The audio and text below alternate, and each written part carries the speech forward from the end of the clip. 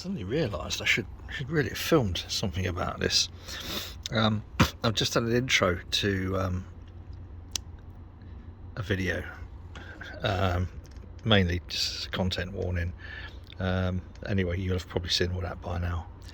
But I saw this in Asda of all places, and I thought, I haven't had bass number one.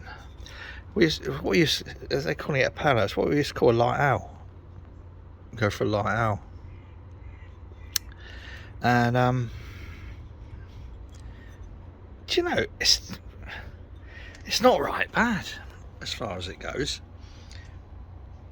as you can probably tell from the fact that I've fucking drunk most of it. But there you go. It's got good head retention.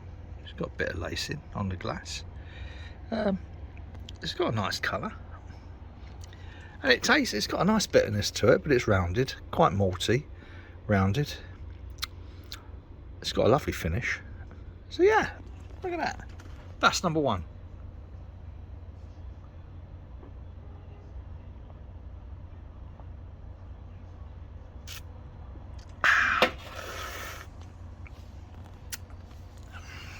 Sometimes it's good to go back and remember. I mean, I was drinking that not far short of 45 odd years ago. So there you go. That's next. Well, you can probably tell from the empty glass, I did enjoy the bass number one. Now, London Pride's always been classed as an amber, but very often just sold as a bitter. So do you know, styles are styles. Very often they make very little sense. I'm going to get it poured and see what I think. Now, those of you with really expensive phones or, you know, high quality monitors might be tempted to say the level of carbonation and the colour in that isn't a great deal different from the bass number one, and you'd be right. Colour's pretty much the same, carbonation's pretty much the same. It's not bottle conditioned, obviously, but let's see what it tastes like.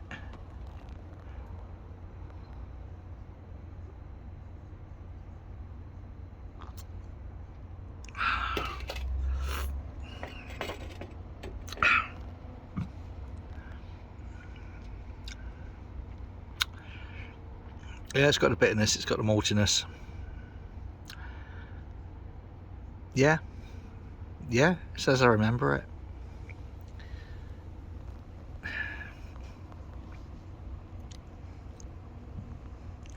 Is it outstanding? No. And I think what spoils it ever so slightly are the underhand dirty dealings of Fuller's, because Fuller's bought Dark Star Brewery and said that they always keep brewing it down in Partridge Green, when in when in actual fact, when you watch the narrative of what happened, they already knew. Fuller's already knew at the time they bought Dark Star that they were going to be selling out their bit to Asahi, and they knew that they'd be moving the production of Dark Star to the Meantime Brewery in London. So Fuller's basically a Japanese ownership now, Asahi, and it's no longer London Pride. So if Pete Brown ever watches this, I apologise for the language. It's not really dignified, is it? Anyway, by the way, my favourite bar blade. Thank you ever so much to Allagash for sending that over. Very much appreciated. I must do a video if I can get some Allagash white. If anyone can get me some Allagash white, please let me know, or just send it to Boathouse, Canal Street, Sheffield, S4 7ZE, for the attention of me. Thank you. well, it's getting dark outside now, so I thought if I'm going to do these tastings, then I ought to try this one, which people still rave about. I'm not sure I've tried it before, so might be worth a go. Let's do it. Okie dokie. Nicely carbonated, nice colour, plenty of head. Have to admit, I do like a nice bit of head. Yeah. And there's still a little bit left in the bottom of the bottle. It's not bottle conditioned, but it just had so much head that I thought, rather than it, you know, gush over and dribble, I would let it stay in the bottle. Right, here we go.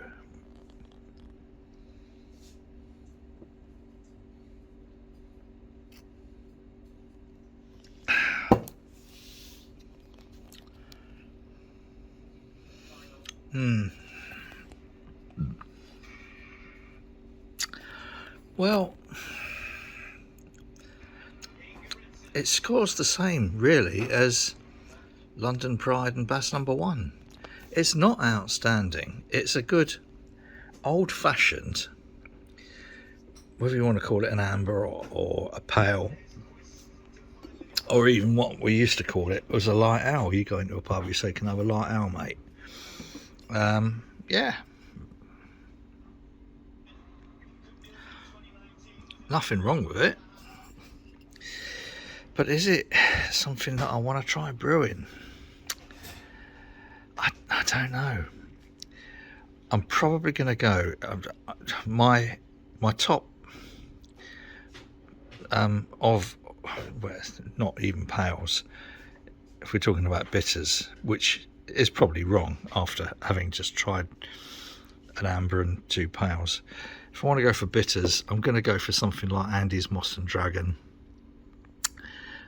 Chris's Harrison's Best Bitter, or Harvey's Best Bitter Sussex Ale.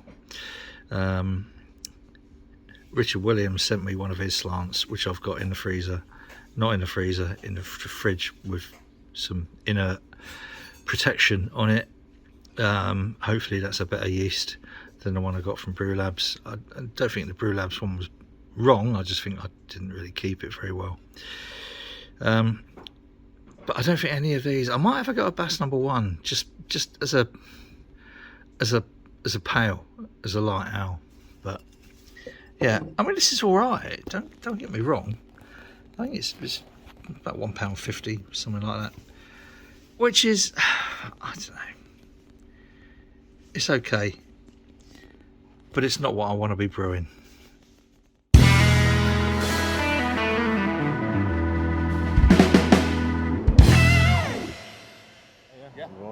So he took us across the road, and on the third door, an effusive supporter. Hiya. Hiya. I'm Lee Anderson, your parliamentary candidate for the Conservative Party. How you doing? I recognise you. It's Steve, isn't it? Yeah, I recognise you. How you doing, mate? All right? Yes, I'm just doing a bit of last-minute campaigning. Are you going to be voting on December the 12th? And do you mind me asking which way you're going to go this time? Well, I'm going with you. There's no way Labour are ever going to get my vote again. It is, isn't it? It's all happening. It's all happening. So, but I mean, is this? It's almost like it's been set up for us. Set up? Well, more than I'd realised, for it was only after Lee Anderson had left us that my cameraman producer had the chance to tell me that because Anderson was wearing one of our radio microphones, we'd managed to record him setting up the apparently spontaneous doorstep encounter beforehand. Watch and listen. You can just see Anderson on the phone behind me. don't just make out you don't make out you know who I am. You know I'm the candidate, but not a friend. All right. I'm at staff car park. Have a quick look. Yeah. All right, I'll see you in a minute. See you, mate. At the time, Anderson said the call was merely about campaign material. Right, best turn this off. Some leaflets have just come for me, so. In all my years filming elections, I've long suspected that certain candidates have set up friendly voters to make them look that much more popular. But this is the first time we've caught some candidate blatantly in the act. A lesson to us, journalists and viewers, that in this world of fake news, we should be a little bit more sceptical about what we see on screen.